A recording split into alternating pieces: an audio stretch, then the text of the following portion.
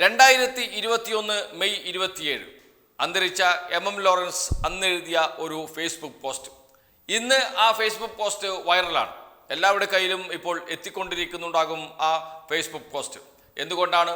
അദ്ദേഹത്തിൻ്റെ മകൾ അദ്ദേഹത്തിൻ്റെ ശവസംസ്കാര ചടങ്ങ് അലങ്കോലമാക്കാൻ തടയാനൊക്കെ രംഗത്തിറങ്ങുകയും എറണാകുളം ടൗൺ ഹാളിൽ നാടകീയ രംഗങ്ങൾ സൃഷ്ടിക്കുകയും ഒക്കെ ചെയ്തു.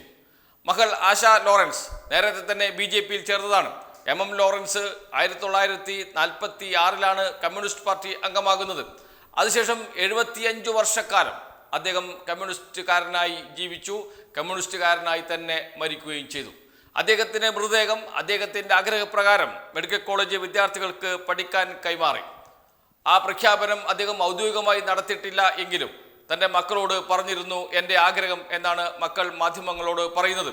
എന്നാൽ ആശ പറയുന്നത് കൈമാറാൻ പാടില്ല, പള്ളിയിൽ അടക്കണം എന്നാണ്. ആ തർക്കത്തിന് ഒടുവിൽ കോടതി ഇടപെടേണ്ടി വന്നു. കോടതിയെ സമീപിച്ചതും ആശ ലോറൻസ് തന്നെയാണ്. കോടതി മെഡിക്കൽ കോളേജിനോട് അനാട്ടമി ആക്ട് പ്രകാരം തീരുമാനമെടുക്കാൻ നിർദ്ദേശിക്കുകയും മൃതദേഹം ഇപ്പോൾ മോർച്ചറിയിൽ സൂക്ഷിക്കുകയും ചെയ്തിട്ടുണ്ട്, മെഡിക്കൽ കോളേജ് മോർച്ചറിയിൽ. അതുകൊണ്ട് ആശയെക്കുറിച്ച്, മകൾ ആശ ലോറൻസിനെ കുറിച്ച് 2021 മെയ് 27 എഴുതിയ ഫേസ്ബുക്ക് പോസ്റ്റ് അതാണ് ഇപ്പോൾ വൈറലാകുന്നത്. ആരാണ് ആശ ലോറൻസ്? ആശ ലോറൻസ് എവിടെ നിൽക്കുന്നു എന്ന് കൃത്യമായും ഈ ഫേസ്ബുക്ക് പോസ്റ്റിൽ പറയുന്നുണ്ട്. അത് ഇങ്ങനെയാണ്: ഓക്സിജൻ ലെവൽ കുറയുകയും പനിയും ക്ഷീണവും മൂലം ഡോക്ടറുടെ നിർദ്ദേശപ്രകാരം എറണാകുളത്തെ ഹോസ്പിറ്റലിൽ അഡ്മിറ്റ് ആണ് ഞാൻ. എനിക്ക് വേണ്ട സഹായങ്ങൾ നൽകാൻ എന്നോടൊപ്പം പാർട്ടിയും മൂത്ത മകൻ സജീവനും ഇതുവരെ എന്നെ പരിചരിച്ച മറ്റു ബന്ധുക്കളും ഉണ്ട്. എന്നെ പരിചരിക്കാൻ ഇവിടെ ഒരാളെയും ഏർപ്പെടുത്തിയിട്ടുണ്ട്. 4 മക്കളിൽ വർഷങ്ങളായി എന്നോട് അകൽച്ചയിലായിരുന്ന മകൾ ആശ അടുപ്പം പ്രദർശിപ്പിക്കാൻ എന്നവണ്ണം കഴിഞ്ഞ ദിവസം എന്നെ സന്ദർശിക്കുകയുണ്ടായി. ശേഷം എൻ്റെ സമ്മതമില്ലാതെ എടുത്ത ചിത്രങ്ങളും മറ്റും ഉപയോഗിച്ച് ദുഷ്പ്രചാരണ വേലകൾ ആരംഭിച്ചിരിക്കുകയുമാണ്. കുടുംബജീവിതത്തിലും പൊതുജീവിതത്തിലും ഒരുപാട് എന്നെ വിഷമിപ്പിച്ച ആൾ കൂടിയാണ് ആശ. ആദരവോടെ എന്നെ ഇവിടെ സന്ദർശിക്കാനെത്തിയ പ്രിയ സഖാവ് CN മോഹനൻ, അജയ് തറയിൽ എന്നിവരെ മകൾ എന്ന മേൽവിലാസം ഉപയോഗിച്ച് ആശ ആക്ഷേപിച്ചു. അതല്ലാതെ മറ്റൊരു മേൽവിലാസവും ആശയോ ആശയുടെ മകനോ നേടിയിട്ടില്ല. എൻ്റെ മറ്റു മക്കൾ എന്നോട് അടുപ്പം പുലർത്തുകയും പരിചരിക്കാനും തയ്യാറായ ബന്ധുക്കൾ, പാർട്ടി നേതാക്കൾ തുടങ്ങി പലരെയും തെറ്റിദ്ധാരണാജനകമായ കാര്യങ്ങൾ പറഞ്ഞുകൊണ്ട് നിരന്തരം ആക്ഷേപിക്കുകയുമാണ്. എൻ്റെ അറിവോ സമ്മതമോ കൂടാതെ എൻ്റെ ക്ഷീണാവസ്ഥ മുതലാക്കി ഇവിടെ എത്തിയ ആശ എന്നെ സഹായിക്കാൻ എത്തിയതാണ് എന്നാണ് പ്രചരിപ്പിക്കുന്നത്. എന്നാൽ എൻ്റെ നല്ലതിനു വേണ്ടി ഒരിക്കലും ഈ മകൾ യാതൊന്നും ചെയ്തിട്ടില്ല. എൻ്റെ നല്ലതിനു വേണ്ടി ഒരിക്കലും ഈ മകൾ യാതൊന്നും ചെയ്തിട്ടില്ല. കമ്മ്യൂണിസ്റ്റ് പാർട്ടിയെ ഇല്ലായ്മ ചെയ്യാൻ ശ്രമിക്കുന്ന സംഘപരിവാർ ശക്തിക്ക് ഒപ്പം ഇപ്പോൾ നിലകൊള്ളുന്ന ആശയുടെ ദുർപ്രചാരണത്തെ അർഹിക്കുന്ന അവജ്ഞയോടെ തള്ളിക്കളയണം എന്ന് അഭ്യർത്ഥിക്കുന്നു എന്ന് പറഞ്ഞുകൊണ്ട് അദ്ദേഹം ഇട്ട ഒരു പോസ്റ്റാണ് 2021 മെയ് 27 ഒരു പിതാവിന് മകളെക്കുറിച്ച് ഇങ്ങനെ ഒരു പോസ്റ്റ് ഇടേണ്ടി വരുന്ന അവസ്ഥ ആലോചിച്ച് നോക്കണം. അത്രമാത്രം ദ്രോഹമാണ് ആശ ലോറൻസ് MM ലോറൻസിനോട് ചെയ്തത് എന്നത് ഈ ഫേസ്ബുക്ക് പോസ്റ്റിൽ നിന്ന് നമുക്ക് വായിച്ചെടുക്കാൻ കഴിയും. നേരത്തെ പറഞ്ഞതുപോലെ ജീവിതകാലം മുഴുവൻ ഒരു പ്രസ്ഥാനത്തിന് വേണ്ടി പ്രവർത്തിച്ച വ്യക്തി അവസാന കാലത്ത് മകളിൽ നിന്ന് ഇത്തരം ദുഷ്പ്രചാരണം ഏറ്റുവാങ്ങേണ്ടി വരുന്നതിൻ്റെ വേദന അത് വളരെ വലുതാണ്. അദ്ദേഹത്തെ സന്ദർശിക്കുന്ന ഘട്ടത്തിലൊക്കെ ഈ ലേഖകനും അത് ബോധ്യപ്പെടുകയും ചെയ്തിരുന്നു. എന്നാൽ ഇന്ന് ആരാണ് ആശയുടെ ഒപ്പമുള്ളത്? സംഘപരിവാറുകാരാണ്, BJPക്കാരാണ്, RSSകാരാണ്.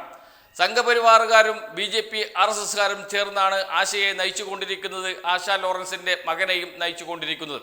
ആശ ലോറൻസിൻ്റെ മകനെ തിരുവനന്തപുരത്ത് സെക്രട്ടേറിയറ്റിന് മുന്നിൽ ഒരു പരിപാടിയിൽ പങ്കെടുപ്പിച്ചിരുന്നു BJP.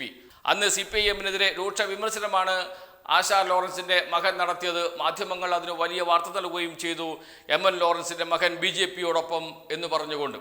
അത് വലിയ തോതിൽ അദ്ദേഹത്തിന് വിഷമമുണ്ടാക്കിയിട്ടുണ്ട് എന്ന് ഈ ഫേസ്ബുക്ക് പോസ്റ്റിൽ നിന്ന് നമുക്ക് മനസ്സിലാക്കാൻ കഴിയും. അതിൽ സംശയമില്ലാത്ത കാര്യവുമാണ്.